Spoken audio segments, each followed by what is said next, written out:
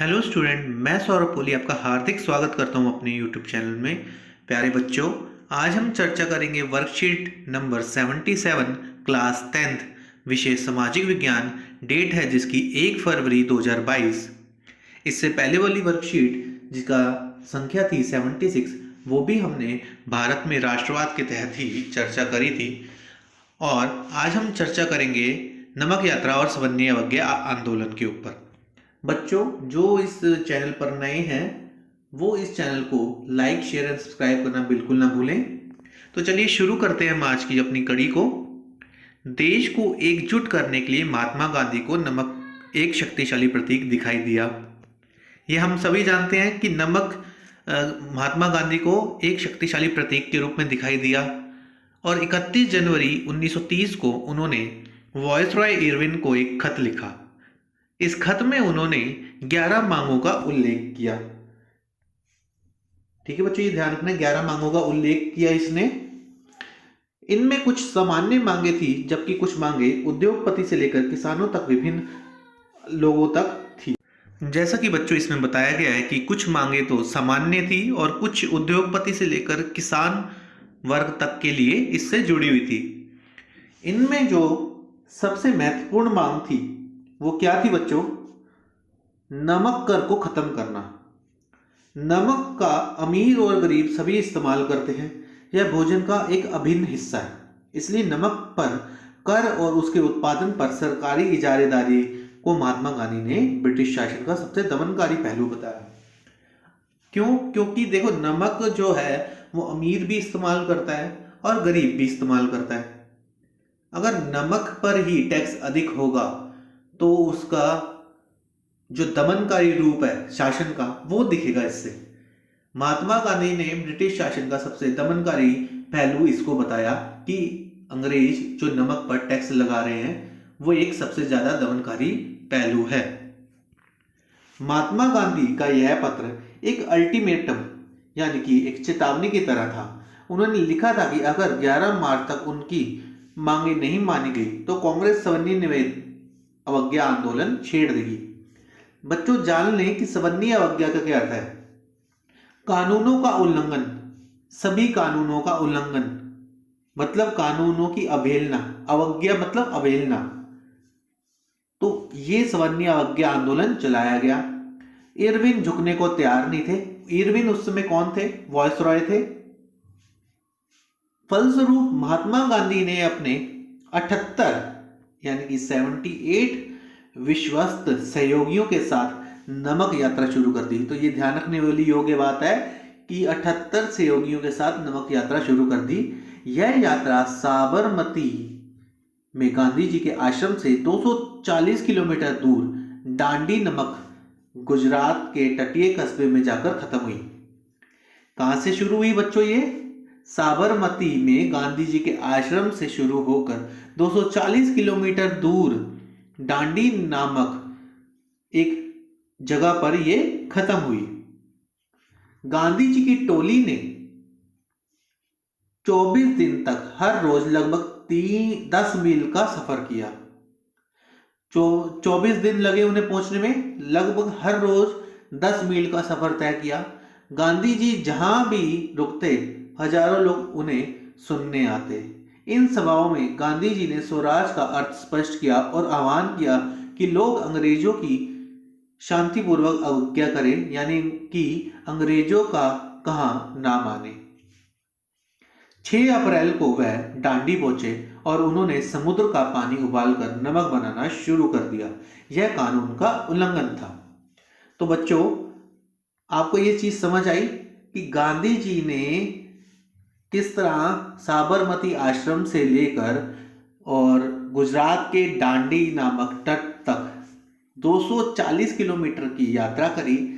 कितने लोगों के साथ? अपने विश्वास के 78 लोगों के साथ उन्होंने यात्रा करी और गांधी जी की टोली लगभग 24 दिन में पहुंची, जो हर रोज 10 मील का सफर तय करती थी। गांधी जी जहां भी रुकते हजारों लोग उन्हें सुनने आ जाते। उन सभाओं में गांधी जी ने स्वराज का अर्थ स्पष्ट किया और ये बताया कि हमें अंग्रेजों का शांतिपूर्वक अवज्ञा करना चाहिए। आप ये हम जानते ही हैं, शांतिपूर्वक अवज्ञा की उन्होंने बात कही है। शांतिपूर्वक अवज्ञा में हम देखें तो वो ये भी मानते हैं कि अगर हम हिंसा का साथ देंगे तो ये सही नहीं है। आप जानते ही हैं कि हिंसा भड़कने के कारण ही उन्होंने चौरी चौरा जो स्थिति घटी थी उसमें अपना असहयोग आंदोलन वापस ले लिया था। इसलिए उन्होंने शांतिपूर्वक अवज्ञा की बात बार बार कही है। 6 अप्रैल को वे दांडी पहुंचे और उन्होंने समुद्र का पानी उबालकर नमक बनाना शुरू कर दिया। यह कानून का उल्लंघन था। अब कानून का उल्लंघन कैसे हुआ? जब सभी लोगों की यात्रा लेकर वो वहां पर पहुंच गए 6 अप्रैल को, तो उन्होंने वहां समुद्र का पानी उबालकर नमक बनाया।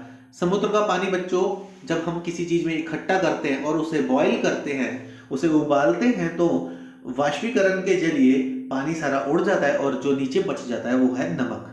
तो ये अंग्रेजों की नजर में एक कानून था, उल्लंघन था, कानून का उल्लंघन कि आप नमक का यूज नहीं करते। नमक ये गवर्नमेंट की चीज है, इसको टैक्स दिए बिना आप यूज नहीं कर सकते।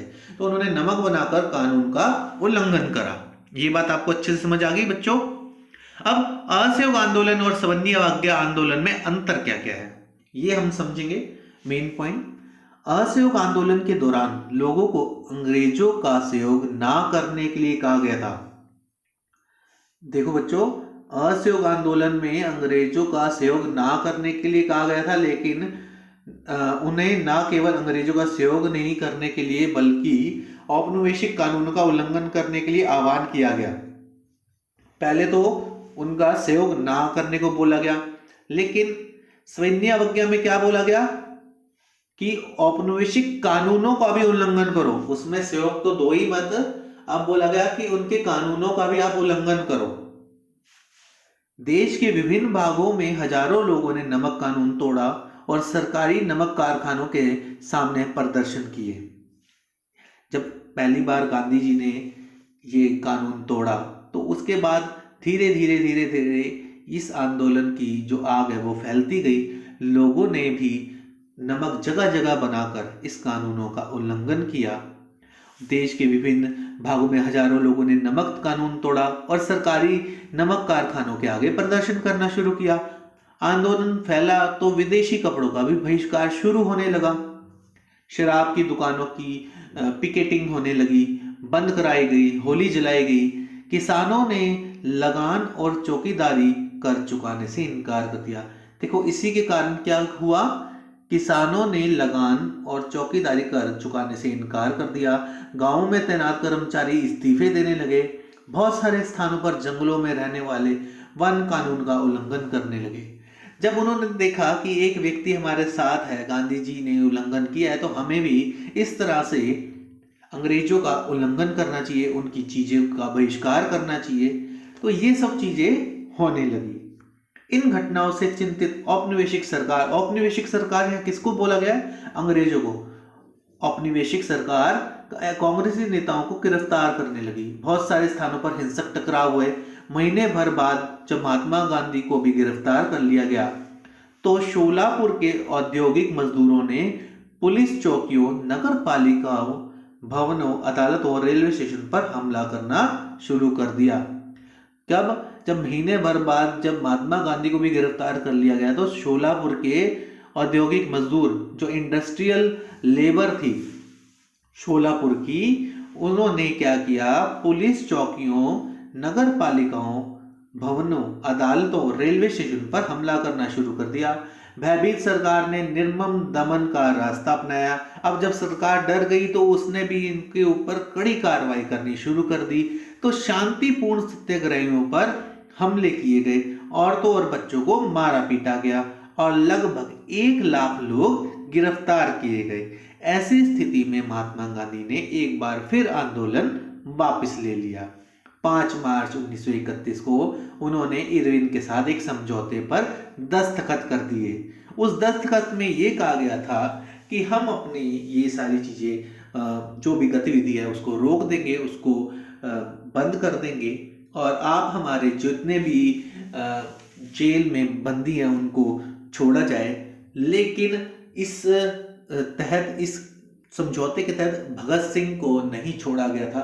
भगत सिंह, राजगुरु और सुखदेव को नहीं छोड़ा गया था, क्योंकि गांधी जी की नज़रों में ये वो लोग अहिंसक थे, अहिंसक का मार्ग अपनाते थे। मतलब हिंसा का मार्ग अपनाते थे, अहिंसक नहीं थे, मतलब अहिंसा का मार्ग नहीं अपनाते थे, तो गांधी जी ने उनका साथ नहीं दिया। अब प्रश्नों की बात करें तो देश को एकजुट करने के लिए महात्मा गांधी को नमक एक शक्तिशाली प्रतीक क्यों दिखाई दिया, इस पर टिप्पणी करनी है।